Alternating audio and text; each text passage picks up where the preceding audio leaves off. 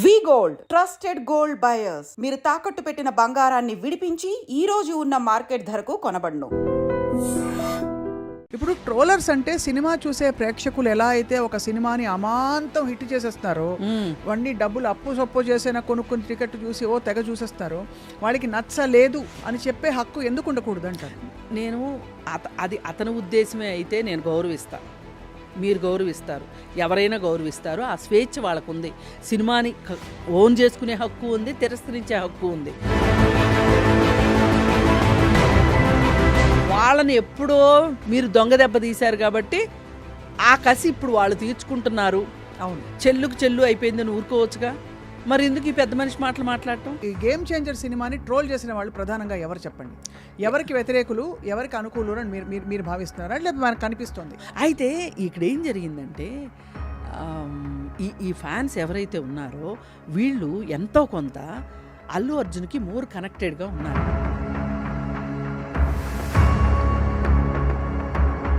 జనసేన తాలూకు వాళ్ళు ఎప్పుడైతే అల్లు అర్జున్ సినిమా జోలికి వచ్చారో వాళ్ళు ఆ రోజే డిసైడ్ అయ్యారు.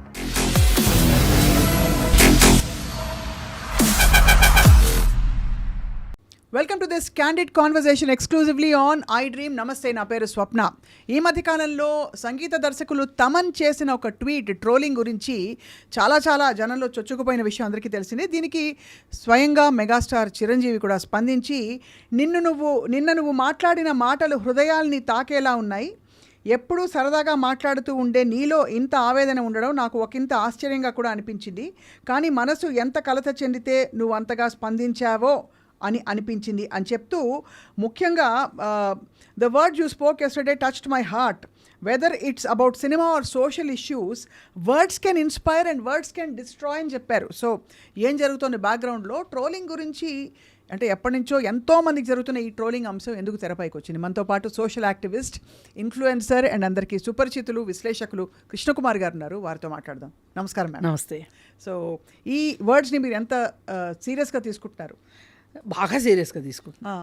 ఎందుకంటే ఇవి ఒక్కొక్కసారి సందర్భాన్ని బట్టి కరెక్ట్గా జనాల్లోకి వెళ్తాయి. ఇప్పుడు ఈ కాలం ఏంటి అంటే ట్రోలింగ్స్ కాలం. అవును, అది మంచా చెడా? మంచి కన్నా చెడే ఎక్కువ చేస్తుందని చెప్పుకోవచ్చు. నిజం. ఒకప్పుడు ఏంటి అబ్బా కాకుల్లో పొడుస్తున్నారు అనేవాళ్ళు. ఇప్పుడు అది మారి ఆ భాష్యం మారి ట్రోలింగ్ అయింది. అది అవును, కరెక్ట్. పొడుస్తున్నారు. చేతిలో ఫోన్ ఉంటే చాలు, 4 ఇంగ్లీష్ ముక్కలు వస్తే చాలు, ఇంగ్లీష్ కూడా రానక్కర్లా, తెలుగునే ఇంగ్లీష్ లాగా రాసేసి వీళ్ళ ఇష్టానికి మాట్లాడేస్తున్నారు.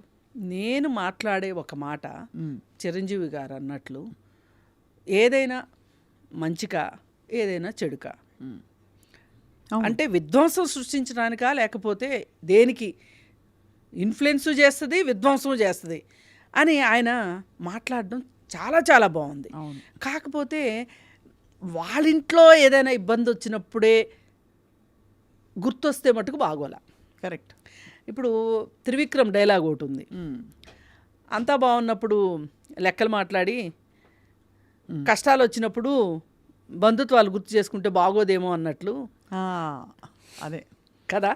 అవును. ఇప్పుడు ఏంటి మీ బాధ? గేమ్ చేంజర్ సినిమా గురించి మీకు బాధగా ఉంది, అందుకని చెప్పి మీరు బాధపడుతున్నారు. నేను కూడా చాలా సహానుభూతితో ఉన్నా ఈ విషయంలో, గేమ్ చేంజర్ విషయంలో.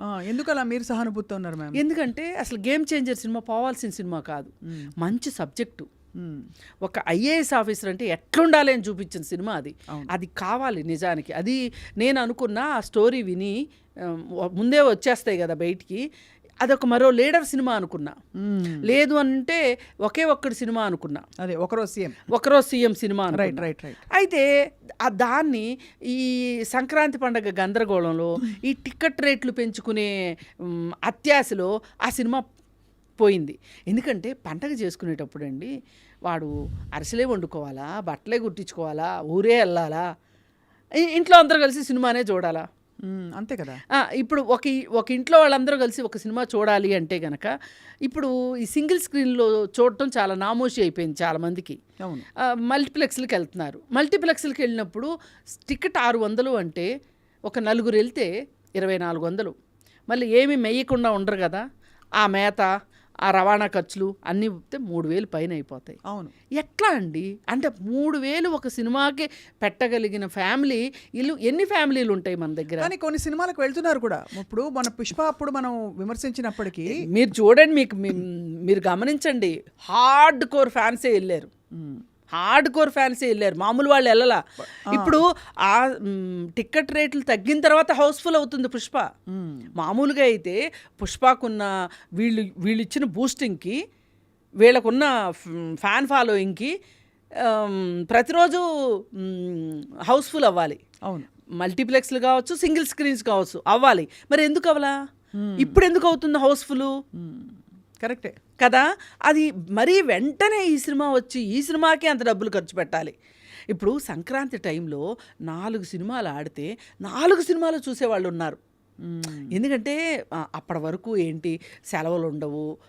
చూడాలి అంటే సంక్రాంతి అనేసరికి ఒక ప్రత్యేకమైన మసాలా ఉంటుంది, ఒక ప్రత్యేకతతో తీస్తారు, అన్ని శక్తియుక్తులు పెట్టి సినిమాలు తీస్తారని ప్రేక్షకులకు ఒక నమ్మకం ఉంది, ఎక్స్పెక్టేషన్ ఉంది. ఆ ఎక్స్పెక్టేషన్ని మీరు ఈ సినిమాకి రిలీజ్ అవ్వడానికి ముందే మీరు ఇచ్చే ప్రోగ్రాంలు ఏంటో చేస్తారు,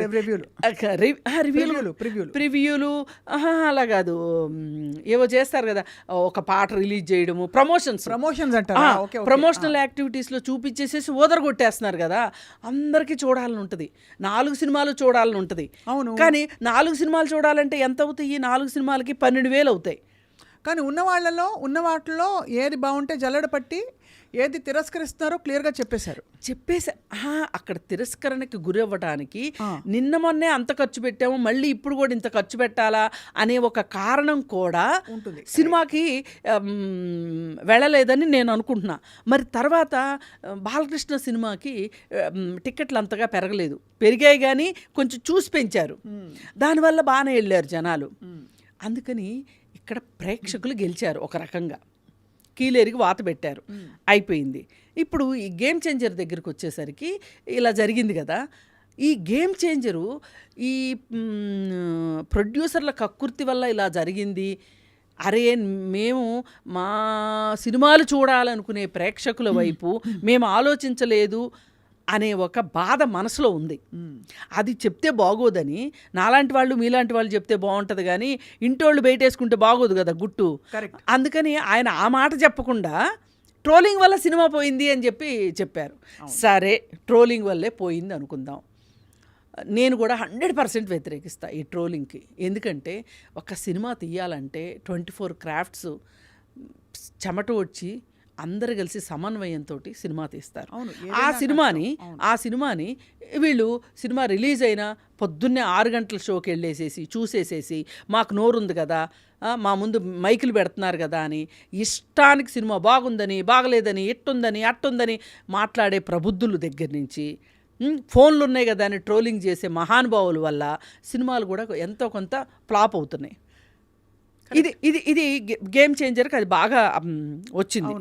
వచ్చేసరికి చిరంజీవి గారు ఇప్పుడు ఆ ఇంట్లో కుంపటి రాజుకుందిగా, నిన్న మొన్నటిదాకా అల్లు అర్జున్ ఇంట్లో కుంపటి రాజేశారు, దానికేం బాధ లేదు వీళ్ళకి.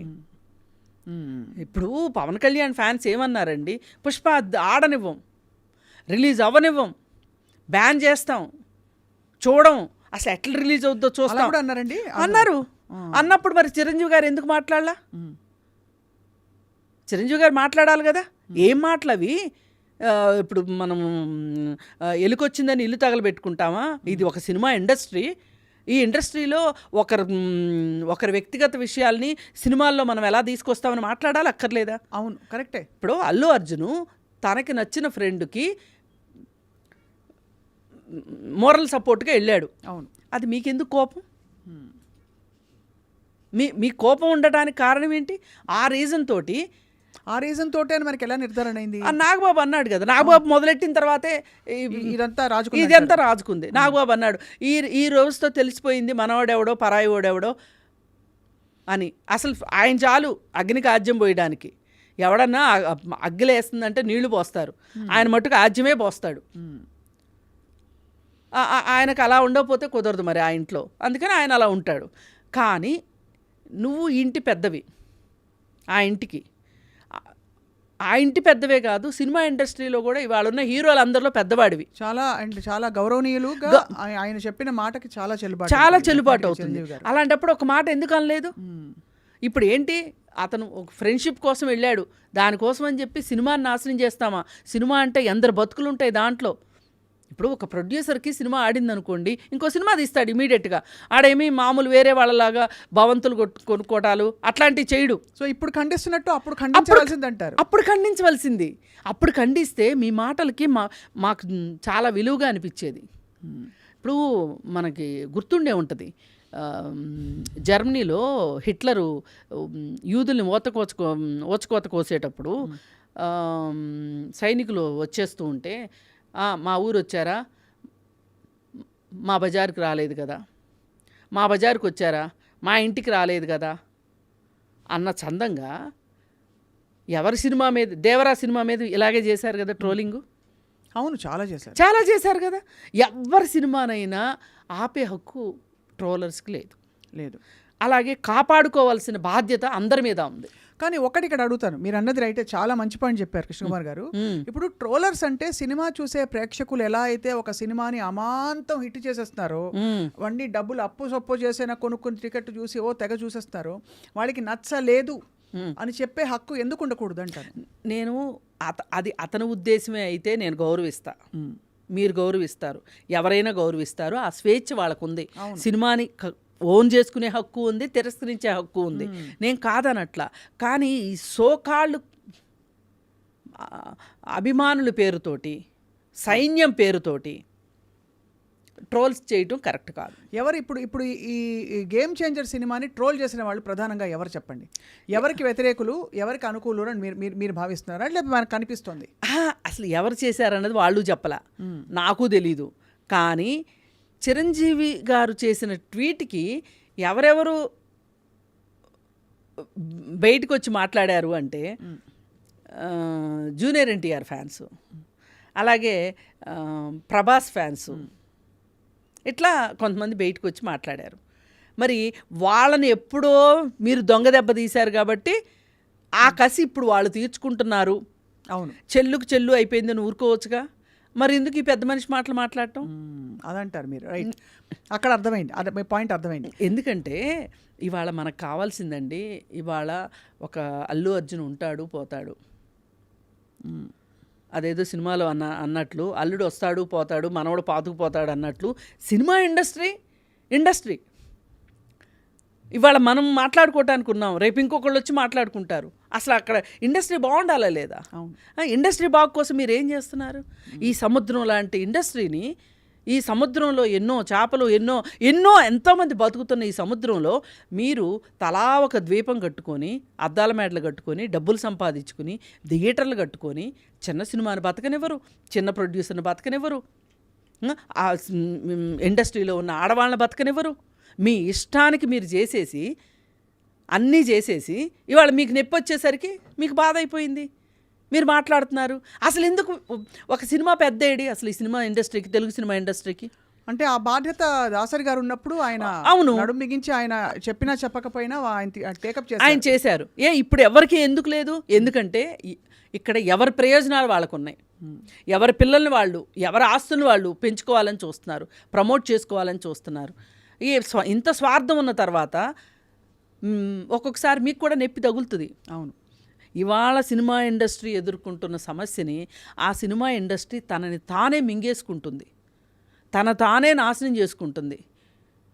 ఒక ఆటో ఇమ్యూన్ డిసీజ్ వచ్చిన మనిషి ఏమైపోతాడో ఈ సినిమా ఇండస్ట్రీ కూడా అలాగే ఉంది. అంటే ఎందుకంటే ఆ పెద్దరికం, ఆ ముందు చూపు లేదు. ఎవరికి నచ్చింది వాళ్ళు చేసుకుంటున్నారు.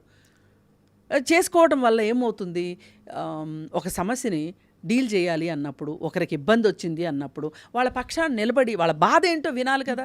ఇప్పుడు మా ఉంది, అసలు అది మానే కాదు నన్ను అడిగితే, అసలు అది మానేనా?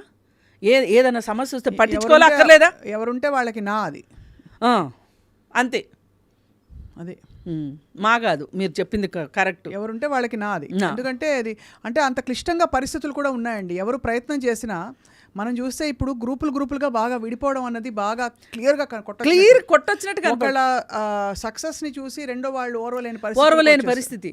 ఇప్పుడు ఒకప్పుడు అండి గుర్తు రాఘవేంద్రరావు గారి సినిమా గురించి దాసరి గారు మాట్లాడేవాళ్ళు, దాసరి గారి సినిమా గురించి దాసరి గారే మాట్లాడుకునేవాళ్ళు. ఎందుకంటే రాఘవేంద్రరావు గారు ఇప్పుడు పెదవి మాట్లాడేవాళ్ళు కాదు కాబట్టి అన్నీ ఆయనే మాట్లాడుతుండేవాళ్ళు.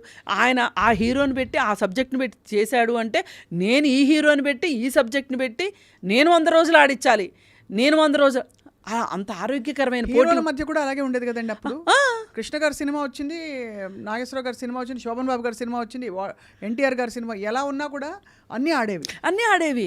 రీజన్ ఏంటంటే నేను అన్నాను చూడండి, ఇప్పుడు ఒక్కొక్కళ్ళకి ఏ సినిమా వచ్చినా చూసే ఇది ఉంటుంది. మామూలుగా అయితే 2 సినిమాలు 3 సినిమాలు రిలీజ్ చేయగలిగిన అంత కెపాసిటీ మన ప్రేక్షకుల వల్ల ఉంది ఇండస్ట్రీకి.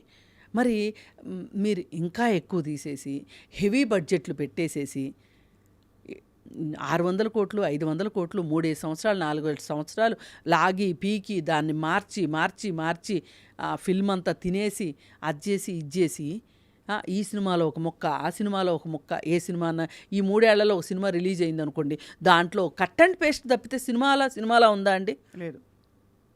మరి అలాంటప్పుడు ఇలాంటి పరిస్థితులు రాకుండా ఎలా ఉంటాయి? అంతే కదా. మీరు బడ్జెట్ని కంట్రోల్ చేసుకోరు. మా డబ్బులే కదా, మా ఇష్టం. 700 కోట్లు పెట్టి ఒక సినిమా తీసే బదులండి ఎన్ని సినిమాలు వస్తాయి? పోనీ 100 కోట్లతోనే తీయండి, 7 సినిమాలు వస్తాయి. ఇవాళ ఫేస్బుక్లో అనుకుంటా ఒక 15 రోజుల క్రితమో ఏమో, లేకపోతే 1 నెల రోజుల క్రితమో తెలుగు సినిమా గురించి ఒక అతను ప్రతి సినిమాలో కొన్ని అంశాలని చూపించి తెలుగు సినిమా దుస్థితి ఇది అని చెప్పి పెట్టాడండి. అవును, అది చూస్తే నాకు ఎంత బాధేసిందంటే, ఏంటి ఇది అసలు ఒక శంకరాభరణము, లేకపోతే ఒక ఈనాడు, ఒక ఎన్టీఆర్ సినిమాలు, కృష్ణ సినిమాలు, ఇట్లాంటి సినిమాలు తీసి మనము ఇప్పుడు ఎమర్జెన్సీ ఉంది, శ్రీశ్రీ గారు ఎమర్జెన్సీ గురించి పాట పెట్టారు. అవును, ఆ దేశంలో ఎవరూ చేయలా ఆ ధైర్యం. అలాంటి అంటే ఆ స్ఫూర్తి ఆ స్పిరిట్ రావట్లేదు. ఎందుకు రావట్లేదు? కథాంశాలు లేవు, అటువంటి నేపథ్యాలు ఉన్న కథలు రావట్లేదు. మరి ఇవాళ ఎంచుకుంటుంది ఏంటి? ఎంతసేపు హీరోని ఎలివేట్ చేయడం, హీరోయిన్ని దిగజార్చడం, పైగా ఇలాంటి చెత్త సినిమాలకి నేషనల్ అవార్డులు రావటం, అది మరీ బాధాకరం. ఇప్పుడు యానిమల్ అనే ఒక సినిమా వచ్చింది, అది ఎట్లాంటి సినిమా అంటే నేను చెప్పలేను నా నోటితోటి. అందరం చూసి ఆనందించాం కదా, పరవశించిపోయాం. ఆ సినిమాకి నేషనల్ అవార్డు ఎందుకు? ఒక్కటే మాట దాంట్లో, మేక్ ఇన్ ఇండియా, మేరా భారత్ మహాన్ అన్నందుకు. అది ఆ విధంగా ఆ డైరెక్టర్ ఏం చెప్తాడు, ఆ వంగ సందీప్ రెడ్డి, ఏంటి మీ సినిమాలో హీరో కొట్టడం ఏంటి, ఏం బాగుంది అంటే, ఆ మాత్రం కొట్టుకునేంత స్వేచ్ఛ లేకపోతే అది ప్రేమ ఎట్లా అవుతుంది? డైలాగు, కొన్ని బాలకృష్ణ డైలాగులు, కొన్ని చనిపోయిన చలపతిరావు డైలాగులు, అవునవును, ఇవన్నీ పెట్టి మహానుభావుడు అలీది కూడా పెట్టి ఇవన్నీ పెట్టి అతను ఒక వీడియో చేసి పెట్టాడు. అది చూస్తే అందరూ పెద్ద స్క్రీన్లు వేసుకుని చూడండి, మీ సిగ్గు మీకు తెలుస్తుంది, ఎంత సిగ్గుపోయిందో తెలుగు ఇండస్ట్రీకి ఇవాళ. ఇంతకీ ఒక్క విషయం చెప్పండి మ్యామ్, మీరు అనేది రైటే. సరే, మొత్తానికి ఇదే కోవలో ఉండే అన్ని సినిమాల్లో కొన్ని సినిమాలు ఆడుతున్నాయి, కొన్ని ఆడట్లేదు. గేమ్ చేంజర్ అనే సినిమా హిట్ అవ్వాల్సిన సినిమా అవ్వలేదంటున్నారు. మీ దృష్టిలో ఎందుకంటే కేవలం టికెట్లు కొనుగోలు చేసే స్తోమత లేకే తిరస్కరించారా జనం? అది ఒకటి. రెండోది, ఇప్పుడు వీళ్ళకి కొన్ని భ్రమలు ఉన్నాయి. ఈ మెగా కాంపౌండు, అల్లు కాంపౌండు, వీళ్ళకి ఒక భ్రమలు ఉన్నాయి. ఆ భ్రమలు ఏంటి అంటే, వీళ్ళకున్న అభిమానులు ఒకరే, ఒక ఉన్నారు, ఒక బంచ్ ఆఫ్ అభిమానులు ఉన్నారు వీళ్ళకి. ఈ అభిమానులు ఏం చేస్తారంటే, అల్లు అర్జున్ సినిమా వచ్చినా వాళ్ళే సంతోషపడతారు, ఈ పవన్ కళ్యాణ్ సినిమా వచ్చినా వాళ్ళే సంతోషపడతారు, చిరంజీవి సినిమాకైనా వాళ్ళే సంతోషపడతారు. ఇప్పుడు కొత్తగా ఇప్పుడు ఆ కాంపౌండ్లో 7-8 మంది హీరోలు వచ్చారు. ఈ 7 మందికి 7 గుంపులు లేవు, ఉన్నది ఒకటే గుంపు. ఆ గుంపు కాస్త అల్లు అర్జున్ సినిమాకి ఎక్కువ షిఫ్ట్ అయిపోయారు. అందులో ఇంత రాద్ధాంతం జరిగింది కూడా. వీళ్ళకి అర్థం కావాల్సింది ఏంటంటే వాళ్ళ ఫ్యాన్స్ కూడా ఇప్పుడు వీళ్ళందరూ సినిమా ఫ్యాన్స్ వేరు, పవన్ కళ్యాణ్ స్పెషల్ ఫ్యాన్స్ వేరు. మీ ఇక్కడ ఇంకొక డిఫరెన్స్ ఉంది. ఆయన ఏదో సైన్యం అని చెప్పుకుంటారు కదా, ఆ సైన్యం వేరు. ఈ సైన్యం ఏం చేస్తుంటుందంటే పొలిటికల్గా అతని మీద ఎవరైనా ఏదన్నా మాట్లాడితే నా బోటోళ్ళు మీ బోటోళ్ళు తిట్టడానికి వచ్చేస్తారు వాళ్ళు. జనసేన తాలూకు వాళ్ళని మళ్ళీ ఈ వేళల్లో కలపకూడదు. కేవలం సినిమా అభిమానుల గురించి మాట్లాడుతున్నాం. కానీ సినిమాల విషయం ఏదన్నా మాట్లాడితే కూడా పవన్ కళ్యాణ్ గురించి వీళ్ళు వచ్చేస్తారు. కానీ పార్టీలకు సంబంధించి రాజకీయాలకు సంబంధించి మాట్లాడిన దానికి ఆ సినిమా ప్రేక్షకులు రారు, సినిమా అభిమానులు రారు. అవును, ఆ ఇద్దరి మధ్యలో డిఫరెన్స్ ఉంది. అవును. ఇప్పుడు వీళ్ళు ఏమనుకున్నారు, అభిమానులు ఉన్నారు కదా, ఆ సినిమా చూస్తారు, ఈ సినిమా చూస్తారు, ఎల్లుండి పొద్దున్నే ఇంకొక నాగబాబు కొడుకు సినిమా వచ్చినా చూస్తారు అని అనుకున్నారు. కానీ వాళ్ళకు ఒక వెర్స్టాలిటీ కావాలి. సినిమా అంటే అవును, వెర్స్టాలిటీ కావాలి.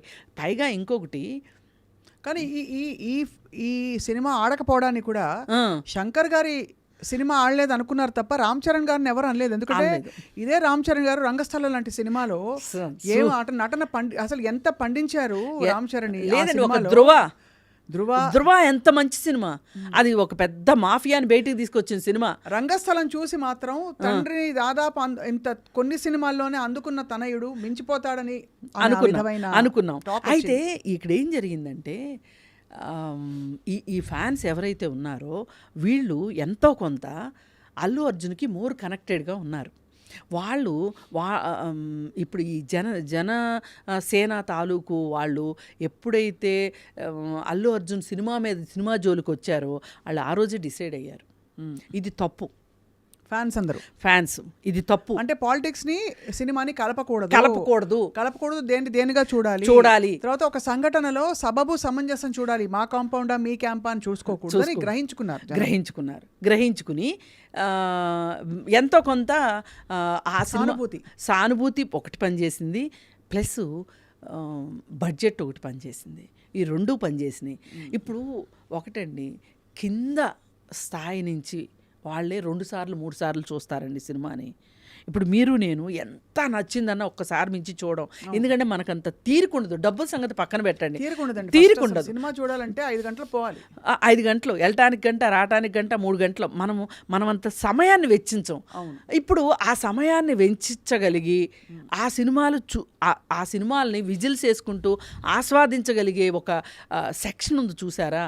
నేనేమి ఆ సెక్షన్ తక్కువ చేసి మాట్లాడట్లా, అది ఒక ఆనందం.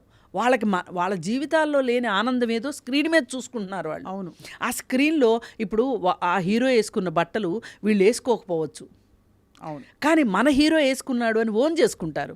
అది ఇప్పుడు మనలాంటి సెక్షన్ అనుకోండి, కావాలంటే అలాంటి షర్టే కొనుక్కోగలం, వేసుకోగలం, మనం పెద్ద ఐడెంటిఫై చేసుకోం.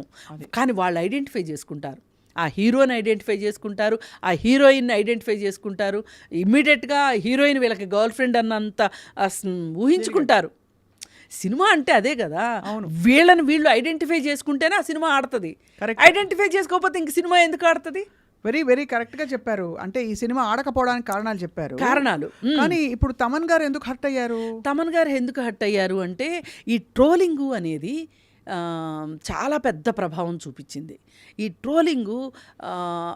ట్రోలింగ్ ఒకటే కాదండి, నా ఉద్దేశంలో వీళ్ళు ఈ సినిమా ఇండస్ట్రీ అంతా కలిసి ఒక చోట కూర్చొని మాట్లాడుకోవాల్సిన విషయాలు కూడా కొన్ని ఉన్నాయి. ఏంటంటే వారం రోజుల వరకు ఎవ్వరూ రివ్యూలు చెప్పడానికి వీల్లేదు.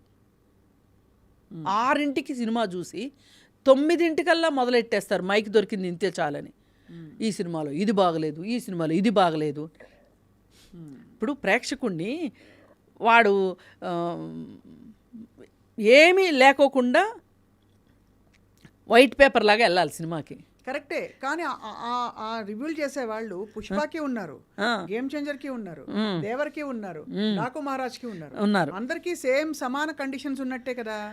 లేదు కదా, కొంతమంది చాలా సెలెక్టివ్గా మాట్లాడే వాళ్ళు ఉన్నారు, మాట్లాడుతున్నారు. ఇవాళ మాట అమ్ముడైపోతుందండి, రాత అమ్ముడైపోతుంది ఈ కాలంలో. ఎవ్వరికి ఏది ముడితే అది మాట్లాడే వాళ్ళు ఎక్కువైపోయారు. అందుకని చెప్పి రివ్యూలు నిష్పక్షపాతమైన రివ్యూలు అని అనుకోవటానికి వీల్లేదు. పైగా ఆ సినిమా గురించి తెలిసి మాట్లాడిన వాళ్ళని కూడా అనుకోవటానికి వీల్లేదు. ఇప్పుడు నేను పాపులర్, మీరేది మాట్లాడితే అది చెల్లుబాటు అవుతుందని నమ్ముతున్నారు, వాళ్ళు నమ్ముతున్నారు, వీళ్ళు నమ్ముతున్నారు. కానీ ఎన్నిసార్లు నమ్ముతారు? ఒక ఇన్ఫ్లుయెన్సరు, అసలు ఇన్ఫ్లుయెన్సర్ అంటేనే ఒక గౌరవం ఉండాలి, ఇన్ఫ్లుయెన్స్ చేయగలుగుతారు. కానీ నువ్వు ఇన్ఫ్లుయెన్స్ చేయగలిగే శక్తి ఉంది కదా అని చెప్పి అబద్ధాన్ని నిజము, నిజాన్ని అబద్ధం చేయటం కరెక్ట్ కాదు కదా. అవును, ఈ తారతమ్యం కనిపించట్లా. ఈరోజు డబ్బే ప్రధానమైపోయింది. అందుకని చెప్పి మీరు ఈ సినిమా ఇండస్ట్రీని బతికించుకోవాలి అనుకుంటే గనక కొన్ని గైడ్ లైన్స్ పెట్టుకోవాలి. కొంత మీరు ఆలోచించాలి సినిమా ఇండస్ట్రీ గురించి. ఎందుకంటే ఈ సినిమా ఇండస్ట్రీ మీద ఆధారపడి 24 క్రాఫ్ట్స్లో మీకు ఏవో 2-3 క్రాఫ్ట్ల గురించి అందరూ మాట్లాడుకుంటారు. నేను కింద నుంచి పైకి వస్తున్నా, కింద క్రాఫ్ట్లు వాళ్ళు తినటానికి తిండి ఉండదు. ఒక్క నిమిషం, ఒక్క అరగంట షాట్ కోసము వాళ్ళని రోజంతా నుంచుంటారు ఎండలో వాళ్ళు. జూనియర్ ఆర్టిస్టులు వాళ్ళకి తిండి ఉంటుందా? తిండి పెట్టేవాళ్ళు ఉంటారా? అసలు వాళ్ళ గురించి అజాపజాప్ కనుక్కునే వాళ్ళు ఉంటారా? వాళ్ళకి అసలు డబ్బులు సరిగా వెళ్తాయి అని నమ్ముతామా మనము? అలాంటి వాళ్ళు బతకాలి అంటే 360 రోజులు వాళ్ళకి తిండి దొరకాలి అంటే ఎక్కువ సినిమాలు రావాలి, ఎక్కువ సినిమాలు తీయాలి. ఎక్కువ సినిమాలు తీయాలి అంటే 3 ఏళ్ళు ఒక సినిమా జీడిపాకంలాగా తీస్తే ఇంకెట్లా? అదే కదా. గేమ్ చేంజర్ దాదాపు ఎంత పట్టిందండి? ఎంత టైం పట్టిందో? 3 ఏళ్ళు, దగ్గర 3 ఏళ్ళు పట్టింది. అది 3 ఏళ్ళు, ఇది 3 ఏళ్ళు. సో మీ పాయింట్ ఏంటంటే పెద్దలు మాట్లాడినప్పుడు అన్ని సందర్భాలలో సముచితంగా ఒక ఇంటెన్సిటీతో, అంటే న్యాయంగా అందరికీ సమన్యాయం ఇచ్చామా లేదా అనేది ఆలోచించాలి. మన కడుపు మండినప్పుడే మన కడుపులో నుంచి జ్వాలలు బయటకు వస్తే ఎట్లా? పక్కవాడికి నష్టం జరిగినప్పుడు కూడా మనం మాట్లాడగలగాలి. అందుకని మీరు చుట్టాలు కాబట్టి మంచిగా ఉండండి అని చెప్పాలని నేను చూడట్లా. మీ సినిమా ఇండస్ట్రీలో మీ ముద్ర మీకుంది, అల్లు రామలింగ గారి ముద్ర వాళ్ళకుంది, ఆ ఫ్యామిలీకి ఉంది, అల్లు అరవింద్ గారి ముద్ర ఆయనకుంది, పైగా అల్లు అర్జును అతను నిరూపించుకున్నాడు ఇవాళ. అవును, మీరందరూ కలిసి కట్టుకోండి. ఇప్పుడు ఎవరెవరి ఆస్తులు కలిసి పనిచేసినంత మాత్రాన్ని ఎవరి ఆస్తులు ఎవరు తీసుకోరు. అవును, కానీ కలిసి పనిచేయాల్సింది ఎందుకు? ఇండస్ట్రీ కోసం. తప్పకుండా. అంటే అది కాలంతో చాలా విషయాలు మీరు అన్నట్టుగా పరిష్కారం అవుతాయేమో కృష్ణకుమార్ గారు. కానీ ఇక్కడ కొంచెం పర్సనల్ స్పేస్లోకి అయిపోయింది. అంటే ఎవరు గొప్ప, ఎవరు పెద్ద హీరో, ఎవరు అనేది అది సహజంగా ఇక్కడ హీరోల కంటే కూడా ప్రొడ్యూసర్ల డ్రామా ఎక్కువగా ఉంది. అవును, మీరు గమనిస్తే అది దిల్ రాజు మెయిన్ మాట్లాడుకుంటే ఇవాళ ఇండస్ట్రీ ఇవాళ ఇంత ఒడిదుడుకులకే వెళ్తుంది అంటే దిల్ రాజు గురించి చెప్పుకోవచ్చు. దిల్ రాజుకి అందరినీ సమన్వయం చేసుకుంటూ వెళ్ళే పరిపక్వత లేదేమో అనిపిస్తుంది.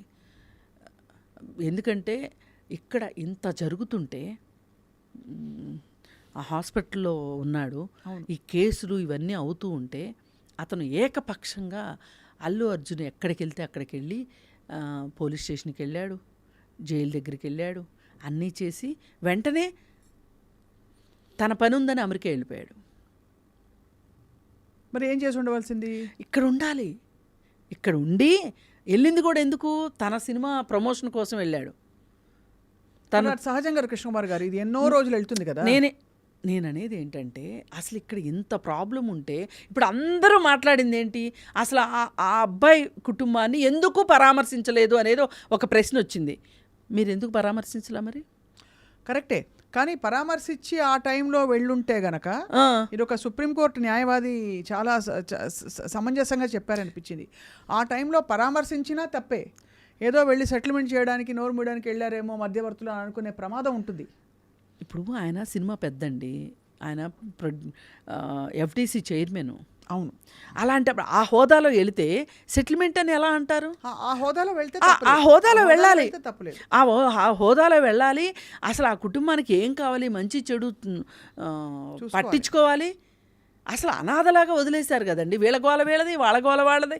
నాకు ఒకటే మీరు చెప్తున్న దాన్ని బట్టి అర్థమవుతుంది ఏంటంటే కృష్ణకుమార్ గారు, ఫ్యాన్స్ ఇచ్చే ఎలా అయితే మంచి పల్లకీల మోతలు స్వీకరిస్తామో ఈ ట్రోలింగ్లు అవి కూడా as part of the game అయినా స్వీకరించాలి.